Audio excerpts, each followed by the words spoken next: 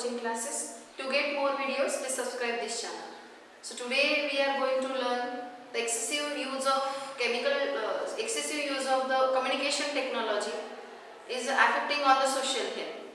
Mobile phone जो आहे हा मोबाईल फोन किंवा सेलफोन आपण म्हणतो याचा एक्सेसिव्ह यूज केल्यानंतर काय इफेक्ट होतो, त्यानंतर जो वेगवेगळ्या ज्या सवयी आपल्याला लागलेल्या आहेत ह्या टेक्नॉलॉजी जी मॉडर्न टेक्नॉलॉजी एवढी हाय झाली याच्या ज्या सवयी आहे याचा आपल्यावरती कसा इफेक्ट होतो हे आपण या ठिकाणी बघणार आहोत. सेल्फिसाइड जो आहे हा नक्की काय आहे किंवा याच्यामुळे कसे इफेक्ट होतात याचा बॅड इफेक्ट हा ॲडल्ट जे स्टेजमध्ये असलेले जे मुलं आहे यांच्यावरती झालेला आहे, तर तो त्याचे वाईट परिणाम त्यांच्यावरती होतात ते कसे आहे हे आपण या ठिकाणी बघणार आहोत.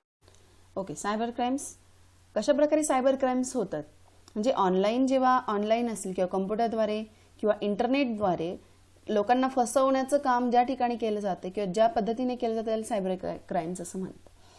The banks continuously spread the message on the mobile phones about the not to disclose the Aadhaar, PAN, credit card, debit card number and other personal information if demanded by any person. म्हणजे bank तुम्हाला continuously एखादा message spread करत असते आणि तुम्हाला सांगत असते की तुमचा मोबाईलवरती कुठलाही मेसेज आला, आधार, पॅन कार्ड किंवा क्रेडिट कार्ड तुमचं आम्हाला द्या, तर त्या कुठल्याही पर्सनला तुम्ही तुमची पर्सनल इन्फॉर्मेशन द्यायची नसते, बरोबर आहे. किंवा तुम्हाला कंटिन्युअसली असं सांगितलं जातं की not disclose your pin to the anyone while withdrawing the cash from the ATM machine or purchasing throughout the card payment. म्हणजे आपण जर कार्ड पेमेंट करत असू किंवा मग आपण म्हणजे ATM मधनं कॅश विथड्रॉ करत असू तर त्यावेळेस आपला जो पिन असेल तो कुठल्याही प्रकारे कोणालाही दाखवू नका, अशा इन्स्ट्रक्शन्स आपल्याला का दिल्या जातात. कारण ही पिन नंबर जर कोणाला कळला तर तो काय करू शकतो, त्याचा मिसयूज करू शकतो आणि आपल्या नकळत तो आपल्या बँक अकाउंटमधनं पैसे काढू शकतो. म्हणजे हे सायबर क्राईम आहे. कधी कधी कंझ्युमर्स जे असतात त्यांना रिसीव्ह केलं जातं by showing the superior items on the websites but actually selling items of either inferior quality or impaired ones. म्हणजे आपल्याला ऑनलाईन शॉपिंग जेव्हा केली जाते तेव्हा ऑनलाईन शॉपिंगमध्ये सुपेरियर आयटम्स दाखवले जातात वेबसाईटवरती, पण जेव्हा ॲक्च्युअली सेलिंग होतं तेव्हा ते आयटम्स जे असतात ते इन्फेरियर क्वालिटीचे असतात. म्हणजे खराब क्वालिटीचे आपल्याला दिलेले जे आयटम्स असतात म्हणजे दाखवताना चांगले दाखवतात आणि घेताना आपल्याला देताना ते आपल्याला चांगल्या प्रकारची क्वालिटी देत नाही. म्हणजे इथे काय केलं जातं, इथं फसवलं जातं कन्झ्युमर्सला. हे सुद्धा काय आहे, एक सायबर क्राईम आहे. Bank transactions are done using the pin without the knowledge of consumer. Bank transaction होऊ शकतात, आपले पिन काय आहे याचे काहीही संदर्भ नसताना सुद्धा आपल्या बँकेमधनं ट्रान्झॅक्शन होऊ शकतात. हे सायबर क्राईमनी केलं जाऊ शकतं. Confidential information about the government, institutes, companies obtained from the internet with the help of the computer programs or other ideas are and misuse. This is called as a hacking of information. म्हणजे काही confidential information असेल, गव्हर्नमेंटची असेल किंवा काही institutes असतील त्यांची असेल, companies असेल की जी इन्फॉर्मेशन कुठल्याही प्रकारे कोणालाही समजली नाही पाहिजे अशी इन्फॉर्मेशन जर मिळवायची असेल, जर एखाद्याच्या वाईट ज्या सवयी असतील किंवा वाईट कृत्य जर त्याला करायचं असेल तर तो ती इन्फॉर्मेशन घेण्याचा प्रयत्न करतो, बरोबर आहे. आणि ती इन्फॉर्मेशन तो कसं मिळवू शकतो, तर काही कम्प्युटर प्रोग्राम्सने मिळू शकतो किंवा अदर काही आयडिया वापरून आणि मिसयूज करून तो मिळू शकतो. तर याला हॅकिंग ऑफ इन्फॉर्मेशन म्हणतात आणि हा एक सायबर क्राईम आहे. Nowadays, crimes like opening of fake account on the Facebook and displaying the false information and thereby teasing the girls on the exploiting them financially. आता काय केलं जाते की फेसबुकवरती असं फेक अकाउंट बनवलं जातं आणि फेक अकाउंट बनवून वेगळ्या नावाने ते अकाउंट ओपन केलं जातं आणि मुलींशी गप्पा मारल्या जातं, चॅटिंग केलं जातं, त्यांची इन्फॉर्मेशन मिळवली जाते आणि त्यामुळे काय होतं, मुली ज्या आहेत सगळं इन्फॉर्मेशन जर त्यांनी देऊन टाकली तर काय होतं की त्यांची इन्फॉर्मेशन त्यांच्याकडे जाते आणि नंतर मग असेच जे हे फेक अकाउंटवाले जे मुलं असतात ते काय करतात, तर त्यांना पैशासाठी नंतर काय करत असतात, त्यांना टॉर्चर करत असतात आणि त्यामुळे टॉर्चर केल्यामुळे काय होतं की त्या मुलींना ते पैसे द्यावे लागतात किंवा अशा प्रकारे त्यांना काय होतं की त्यांची इन्फॉर्मेशन इतर जाऊ नये, बरोबर आहे. त्यांची इन्फॉर्मेशन एक्सप्लोट होऊ नये त्यासाठी ते काय करतात की ते पैसेही देतात आणि त्यामुळे मुलींना काय होतं, अशा प्रकारे छळलं जातं. हे सायबर क्राईम आहे. Misuse or illegal sale of the written literature, software, photos, videos, music etcetera of other by obtaining from the internet is called as a piracy. म्हणजे पायरसी जे आहे हा एक गुन्हा आहे की तुम्ही इलिगल मिसयूज करणार आहात. एखाद्याचं रिटन लिटरेचर असेल, सॉफ्टवेअर असेल, फोटोज असतील, व्हिडिओज असेल, म्युझिक असेल, तर हे चोरून काय केलं जातं, तर ते कमी पैशामध्ये विकलं जातं, बरोबर आहे. म्हणजे त्या व्यक्तीचं एवढं जे तिने मेहनत घेतलेली असते ती सगळी मेहनत वाया जाते आणि त्या व्यक्तीची जी अशा प्रकारे इन्फॉर्मेशन आहे ती चोरून जर घेतली आणि ती जर इतरत्र कमी पैशामध्ये विकली तर ह्या व्यक्तीला तो फायदा होत नाही. कुठलंही सॉफ्टवेअर असू द्या किंवा काही फोटोज असतील किंवा काही व्हिडिओज असतील, लिटरेचर असेल, तर याचा फायदा त्या व्यक्तीला, बनवणाऱ्या व्यक्तीला होत नाही. याला इंटरनेटचा वापर करून ह्या गोष्टी होतं, त्याला पायरसी असं म्हणतात. So make a constructive use of communication media like a television, phone, internet for essential needs and environment but do not go into the clutches by spending hours with those media. म्हणजे तुम्ही वापर करा communication मीडियाचा, television असेल, phone असेल, internet असेल, याचा तुम्ही वापर करा, पण तो इसेन्शियल आहे तितकाच करा, एंटरटेनमेंटसाठीच करा, but not to go in to the clutches. म्हणजे त्याच्यात आतमध्ये जाऊ नका, सतत त्याच्यावरती तासन तास त्याच्यामध्ये गुंतवून तुम्ही त्याचा मिसयूज करू नका अशा मीडियाचा. Okay, so this is all about the cyber crimes. Here you have given some pictures that shows us how to cheating the consumers. So कन्झ्युमर्सला चिटिंग कसं केलं जातं हे तुम्हाला या ठिकाणी दाखवलं जातं आहे. Always remember, nature is a closest friend of human being. Hobbies like a gardening, bird watching, then lingering in the nature, rearing domestic animal, etc. helps to create the positive mindset. So improves the confidence. Social health can be maintained by keeping ourselves aware about the happenings around us. So neutralizing the negative thoughts. So this is all given us about the nature.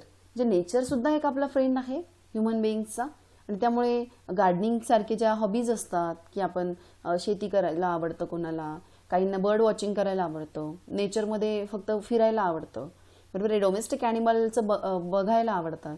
अशा प्रकारे जे आहेत यामुळे काय होतं की positive mindset होतो, आपला कॉन्फिडन्स जो असेल तो कॉन्फिडन्स इम्प्रूव्ह होतो.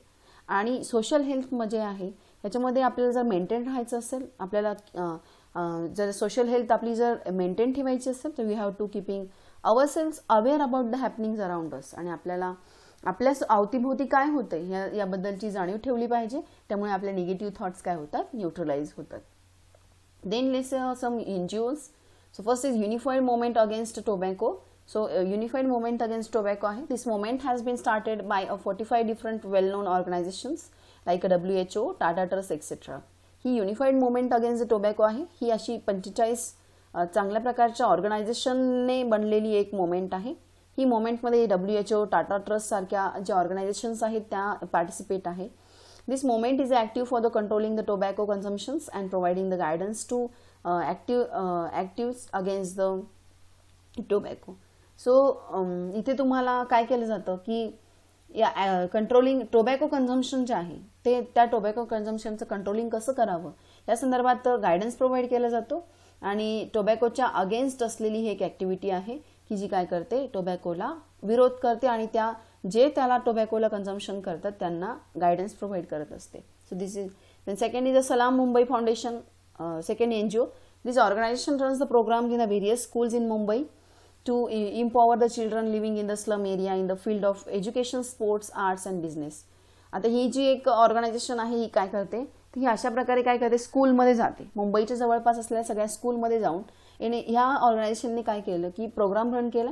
चिल्ड्रन जे असतात त्या स्लम एरियामध्ये अशा ठिकाणी जाऊन त्यांनी एज्युकेशन फील्ड जे आहेत म्हणजे फील्ड ऑफ एज्युकेशन आहे, स्पोर्ट्स आहे, आर्ट्स आहे, बिझनेस आहे, अशा प्रकारच्या ज्या ॲक्टिव्हिटी आहेत ह्या मुलांना काय करतात ते त्याचा प्रोग्राम ठेवत असतात अशा मुलांसाठी स्लम एरियामधल्या. So this organisation encourages the children to take education by helping them to improve their health and lifestyle. मग ह्या ऑर्गनायझेशन काय करतात, मुलांना एनकरेज करतात की त्यांनी एज्युकेशन घेतलं पाहिजे आणि ते त्यांना काय करतात की त्यामुळे त्यांची हेल्थ कशी इम्प्रूव्ह होईल की त्यांची लाईफस्टाईल जी आहे ती कशी चेंज होईल हे या संदर्भातले जे एनकरेजमेंट आहे ते या मुलांना हे ऑर्गनायझेशन करत असतं. So this trust has made some districts in Maharashtra completely tobacco free through the hard work. आणि ही जे ट्रस्ट आहे ह्या ट्रस्टने महाराष्ट्राला पूर्णपणे टोबॅको फ्री करायचं आणि त्यासाठी त्यांनी हार्ड वर्क केलेलं आहे. So since the year 2002 this organization is working with the various schools in urban and rural area for making the society tobacco free. 2002 पासून या ऑर्गनायझेशनने काय केलेलं आहे, स्कूलमध्ये जातात ते व्हेरियस स्कूलमध्ये जाऊन ते काय करतात, अर्बन असेल किंवा रुरल एरियामध्ये असलेल्या स्कूलमध्ये जाऊन तिथल्या सोसायटी जी आहे ती टोबॅको फ्री करण्यासाठी ते त्यांना प्रोग्राम ऑर्गनाईज करतात आणि त्या संदर्भातली इन्फॉर्मेशन ते त्या मुलांना देतात.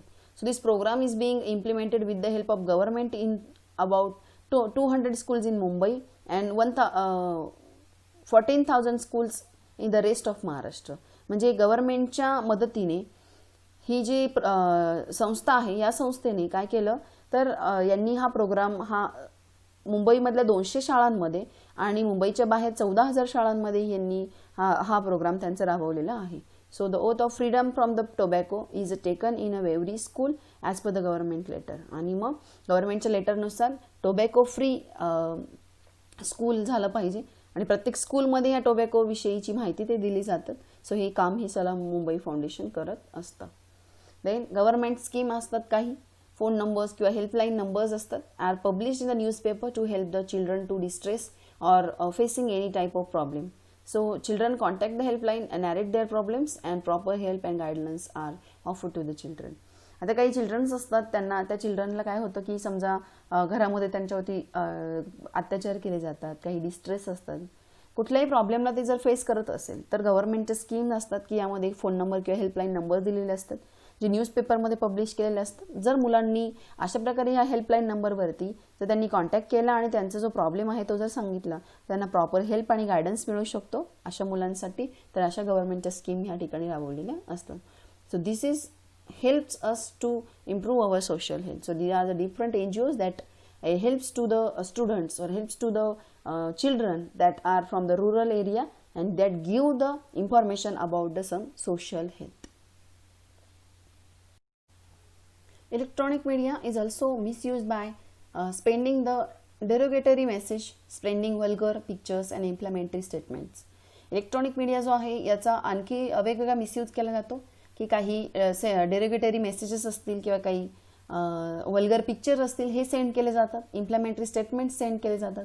तर यामुळे त्याचा इलेक्ट्रॉनिक मीडियाचा मिसयूज होतोय. Exchange of information through the media like email, Facebook and WhatsApp occurs very fast. However our personal information and phone numbers are automatically spread and thereby reaches the unwanted person. So which leads to be malpractices like incoming of unnecessary messages. So some of the such message either impair of shut down the mobiles and computers.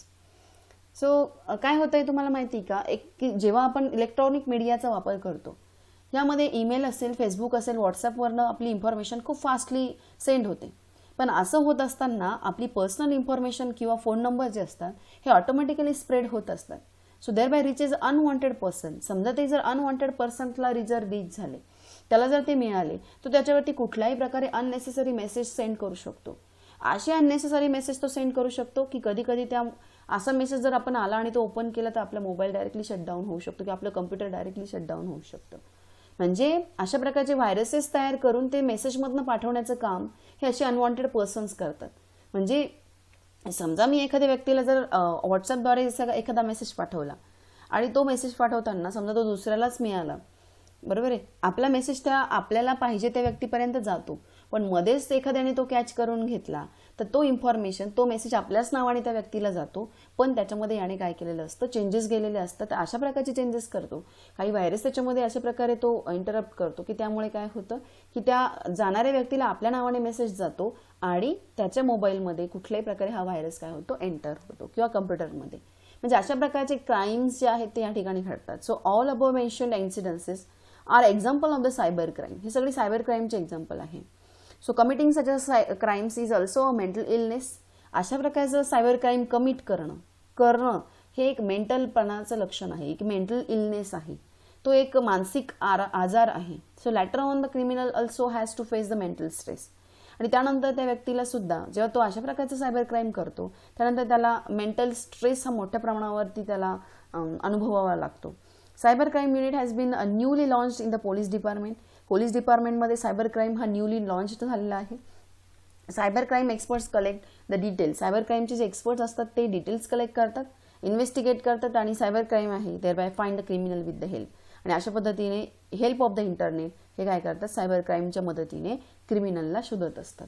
Okay, do you know here IT Act 2000. This act has enacted since 17th October 2000 and been embedded in the 2008. The person committing the cyber crime has to face the punishment like imprisonment of for the 3 years and fine up to the 5 lakh. म्हणजे जो व्यक्ती cyber crime करतो त्या व्यक्तीला 3 वर्षाचा कारावास आणि 5 लाखाची म्हणजे 3 वर्षाचा त्याला शिक्षा होऊ शकते आणि 5 लाखापर्यंत दंड त्याला होऊ शकतो. So Maharashtra is an forefront in the controlling the cybercrime, and it has been proved to be a first state to start the separate cyber crime unit. Maharashtra हे एक पहिलं असं राज्य आहे की त्यामध्ये सायबर क्राईम्सला कंट्रोल करण्यासाठी तिथे सेपरेट सायबर क्राईम युनिट हे पोलीस स्टेशनमध्ये बनवलेलं आहे. सो हा महाराष्ट्राचं एक फोरफ्रंट कंट्रोलिंग आहे की इथे सायबर क्राईम युनिट जे आहे ते सेपरेट सायबर क्राईम युनिट हे स्थापन केलेलं आहे आणि महाराष्ट्र हे त्यातलं पहिलं असं राज्य आहे. Now we have to see how to manage our stress. Stress management करण्यासाठी आपण काय केलं पाहिजे हे या ठिकाणी बघूया. So first you have seen the loudly laughing citizens in the morning in public gardens. So name of this newly popularized concept is a laughter club.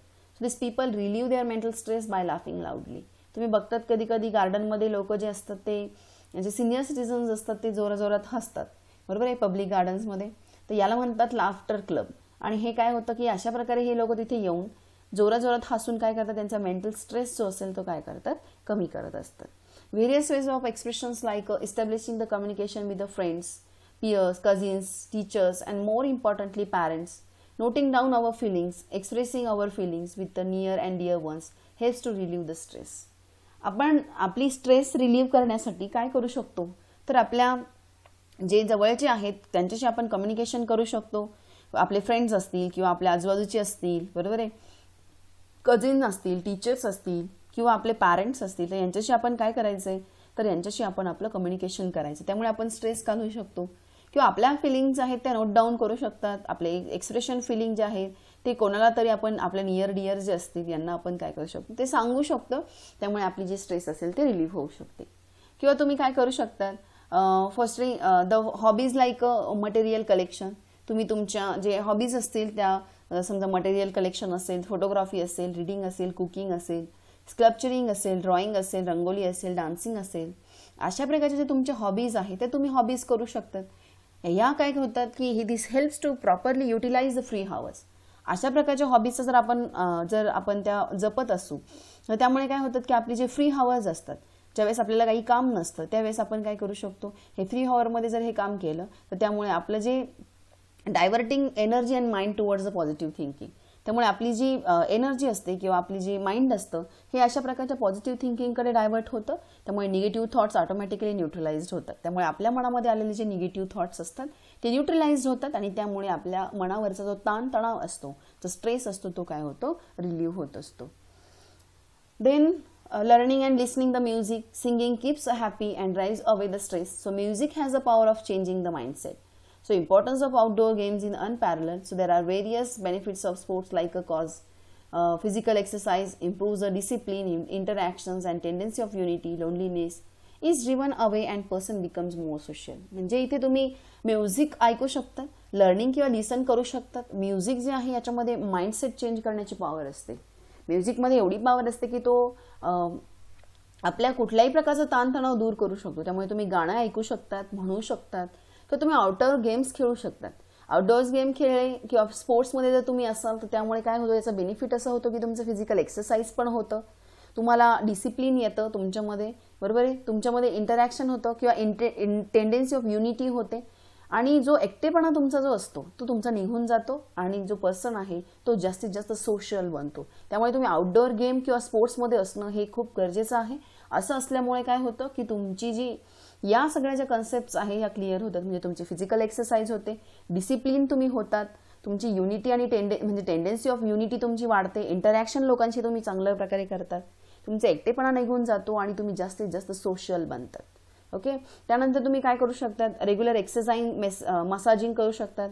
Visiting the spa to the help to relieve the stress. म्हणजे तुम्ही stress relieve करण्यासाठी exercise massaging करू शकतात किंवा तुम्ही योगा करू शकतात. So yoga is not limited for the asanas. म्हणजे योगा जे आहे ते फक्त आसन्सच्या लिमिटेड नाही. म्हणजे फक्त आपण आसन करणं म्हणजे योगा असतं का, नाही. तर pranayama but it is includes a discipline. म्हणजे तुम्ही आसन्स आणि प्राणायाम केलं म्हणजे योगा झाला असं नाही. त्याच्यामध्ये डिसिप्लिन असतं, बॅलन्स्ड असतं, गुड फूड असतं, बॅलन्स्ड किंवा गुड फूड असतं. म्हणजे तुम्ही डिसिप्लिन असलं पाहिजे हे आपल्याला योगा शिकवतं. बॅलन्स्ड आणि गुड फूड असलं पाहिजे तुमचं. मेडिटेशन सुद्धा यामध्ये असतं, डीप ब्रिदिंग असतं, योगिक स्लीप असतं, योगासनाज असतात. हे सगळं योगामध्ये येतं आणि हे केल्यामुळे आपली हेल्थ तर चांगली राहते, त्यामुळे आपली सोशल जी हेल्थ आहे ती पण चांगल्या प्रकारे होते आणि आपला जो स्ट्रेस आहे तो रिलीव्ह होत असतो. आता इथे मेडिटेशन जे सांगितलं आपल्याला, meditation helps to improve the ability of concentration. Meditation जे असतं ते आपली काय करतं, कॉन्सन्ट्रेशनची ॲबिलिटी इम्प्रूव्ह करतं. It imparts the positivity in our temperament, म्हणजे जे आपलं पॉझिटिव्हिटी आहे आपल्या बॉडीमध्ये, आपली जी मेंटली आपली जी निगेटिव्हिटी असते तर ती पॉझिटिव्हिटीमध्ये चेंज होते. मेडिटेशन जे असतं ते मुलांना हेल्प करत असतं. स्टुडंट्स असतील तर त्यांचं कॉन्सन्ट्रेशन ते इम्प्रूव्ह करतं आणि स्टडीजमध्ये त्यांना जास्तीत जास्त कॉन्सन्ट्रेशन होतं हे मेडिटेशनमुळे. त्यामुळे मेडिटेशन हे ॲडल्ट स्टेजमध्ये स्टुडंट्सने तर नक्की केलं पाहिजे. Then deliberate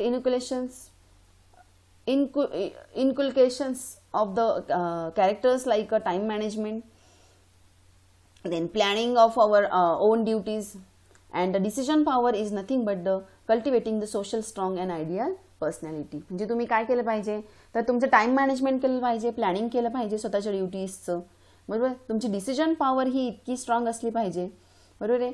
so you have to socially strong and ideal personality. म्हणजे तुम्ही डिसिजन पॉवर जर स्ट्रॉंग ठेवली तर त्यामुळे तुमची जी सोशल ॲबिलिटी आहे ती वाढू शकते आणि तुम्ही सोशली स्ट्रॉंग होऊ शकतात आणि आयडियल तुमची पर्सनॅलिटी होऊ शकते.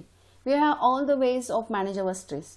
मग अशा प्रकारे आपण एवढ्या सगळ्या मेथड्स बघितल्या की ज्या ठिकाणी आपण आपली स्ट्रेस मॅनेज करू शकतो. बट हाऊ एवढं सगळं करून सुद्धा जर आपली स्ट्रेस मॅनेज होत असेल, so not successful due to the certain reason, so it leads to the some more serious problems like depression and the frustration. समजा एवढं सगळं करून जरी सुद्धा तुमचं स्ट्रेस जात नसेल तर समजायचं की तुम्ही डिप्रेशन किंवा फ्रस्ट्रेशनमध्ये आहात. मग मेडिकल ॲडवाईस तुम्ही घेऊ शकतात, काउन्सिलिंग घेऊ शकतात किंवा सायकोथेरपी तुम्ही स्वतःवरती करून घेऊ शकतात. अशा प्रकारे जे असेल तर फ्रस्ट्रेशन डिप्रेशनमध्ये जाणाऱ्या व्यक्तींना हे सायकोथेरपी असतात. Similarly many NGOs also provide the helping hand. So let us see the information about the some of those. आणि मग अशा प्रकारे खूप साऱ्या काउन्सिलिंग किंवा सायकोथेरपी ज्या असतात त्या व्यक्तींना केले जातात. काही NGO यासाठी काम करत असतात की जे मेंटल स्ट्रेसमध्ये असलेले जे लोक असतील यांना यातनं बाहेर काढायचे. तर असे डिफरंट NGOs आहेत, त्याबद्दल आपण इन्फॉर्मेशन बघूया.